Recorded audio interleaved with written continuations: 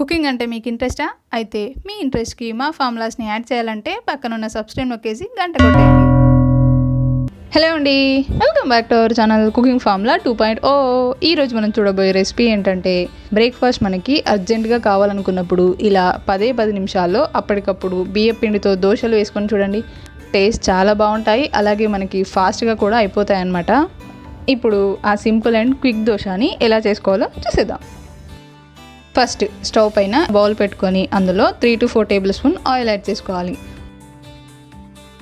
Oil heat అయిన తర్వాత అందులో 1/2 టేబుల్ స్పూన్ జీలకర్రని వేసుకోవాలి. జీలకర్ర వేగిన తర్వాత అందులో 3 మీడియం సైజులో కట్ చేసి పెట్టుకున్న పచ్చిమిర్చిని యాడ్ చేసుకొని ఫ్రై చేసుకోవాలి. పచ్చిమిర్చి కాస్త ఫ్రై అయిన తర్వాత అందులో ఇలా చిన్నగా కట్ చేసి పెట్టుకున్న ఉల్లిపాయను ఒకటి యాడ్ చేసుకొని ఫ్రై చేసుకోవాలి.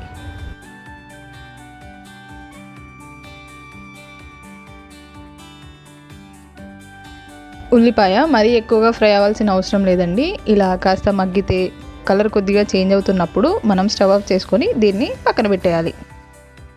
ఇప్పుడు బ్యాటర్ ప్రిపరేషన్ చూద్దాం. ఇలా ఒక మిక్సింగ్ బౌల్ తీసుకొని అందులో 1 కప్పు వరిపిండిని యాడ్ చేసుకోవాలి. అందులోనే 1/2 కప్పు గోధుమ పిండిని కూడా యాడ్ చేసుకొని అలాగే టేస్ట్కి సరిపడా సాల్ట్ని వేసుకొని ఆ 3 కలిసేలా బాగా మిక్స్ చేసుకోవాలి.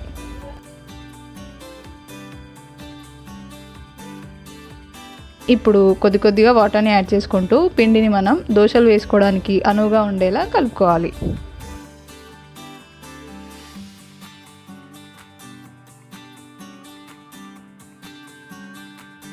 ఇలా ఉండలేమీ లేకుండా కలుపుకున్న తర్వాత ఇక్కడ చూడండి, పిండి కన్సిస్టెన్సీ అనేది మరీ తిక్కగా కాకుండా పల్చగా కాకుండా ఇలా ఉండాలన్నమాట.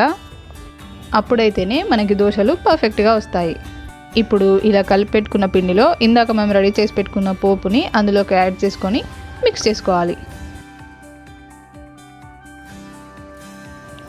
ఇప్పుడు మన బ్యాటర్ రెడీ అయిపోయిందనమాట. నెక్స్ట్ ఇప్పుడు స్టవ్ పైన ప్యాన్ పెట్టుకొని అది కొద్దిగా హీట్ అయిన తర్వాత దానిపైన 1 టేబుల్ స్పూన్ ఆయిల్ని అప్లై చేసుకోవాలి. అలాగే మనం వేసుకునే ప్రతి దోశకి ముందు ఇలా పిండిని ఒకసారి మిక్స్ చేసుకొని ఆ తర్వాత దోశ వేసుకోవాలి. ఇక్కడ చూపిస్తున్నట్టుగా పిండిని మనం స్పూన్తోనే వేసుకోవాలండి. పిండి పల్చగా ఉంటుంది కాబట్టి ప్యాన్ మొత్తం స్ప్రెడ్ అవుతుందన్నమాట. మినపప్పు దోశలాగా వీటిని మనం స్పూన్ వెనకాల నుండి స్ప్రెడ్ చేయాల్సిన అవసరం లేదండి. ఇలా స్పూన్తోనే ఈజీగా మనం దోశ వేసుకోవచ్చు. మధ్యలో గ్యాప్స్ ఏమీ లేకుండా పిండితో ఫిల్ చేసుకోవాలి.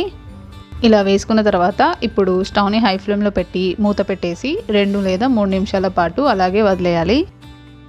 2 నిమిషాల తర్వాత మూత తీసి జాగ్రత్తగా ఇలా సైడ్స్ నుంచి దోశను తీసుకుంటూ ఇంకొక వైపుకి ఫ్లిప్ చేసుకోవాలి. దోశ మనకి సరిగ్గా కాలితేనే అది ప్యాన్కి అంటుకోకుండా ఈజీగా వస్తుంది, లేదంటే పిండి తడిగా ఉండి ప్యాన్కి స్టిక్ అయిపోయి ఉంటుందన్నమాట. చూసారుగా, దోశ బాగా కాలి మంచి కలర్లోకి చేంజ్ అయింది కదా.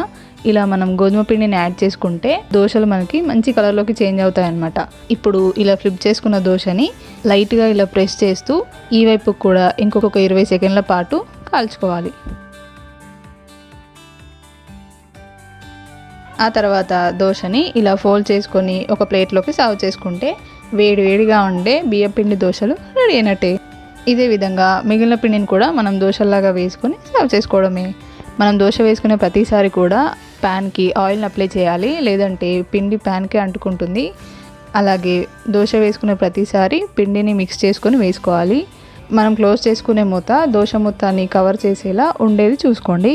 దోశ కరెక్ట్గా కాలిన తర్వాతే మనం ఇంకొక వైపుకి ఫ్లిప్ చేసుకోవాలి.